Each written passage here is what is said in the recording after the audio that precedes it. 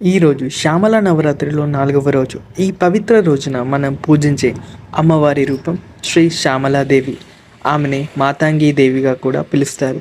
శ్యామలాదేవి విద్య, వాక్కు, సంగీతం, కళలు మరియు జ్ఞానానికి ఆదిదేవత. ఆమె కృప ఉంటే మన మాటల్లో మాధుర్యం పెరుగుతుంది, మనసులో ఆత్మవిశ్వాసం బలపడుతుంది, జీవితంలో సృజనాత్మక విజయం లభిస్తాయి.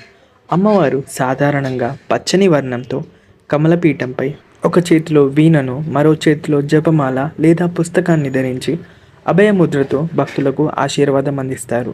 ఈరోజు శ్యామలాదేవిని భక్తితో పూజిస్తే విద్యలో పురోగతి, ఉద్యోగం, వ్యాపారాల్లో విజయాలు, మాటల్లో ఆకర్షణ మరియు కళల్లో ప్రావీణ్యం కలుగుతాయని శాస్త్రాలు చెప్తున్నాయి. ఇప్పుడు మనం కలిసి శ్యామలాదేవి మంత్రాన్ని జపిద్దాం. ఓం ఐం హ్రీం శ్రీం శ్యామలాయే నమః. ఈ మంత్రాన్ని భక్తితో జపిస్తే విద్య, వాక్శుద్ధి మరియు జ్ఞాన సంపద లభిస్తాయని విశ్వాసం. అమ్మవారి కృప మీ అందరిపై ఎల్లప్పుడూ ఉండాలని కోరుకుంటూ, అమ్మవారి కృపతో ఇలాంటి నవరాత్రి విశేషాలు మీకు రోజు అందాలంటే ఈ వీడియోకి లైక్ చేయండి, మా ఛానల్ని సబ్స్క్రైబ్ చేసి బెల్ ఐకాన్ని క్లిక్ చేయండి.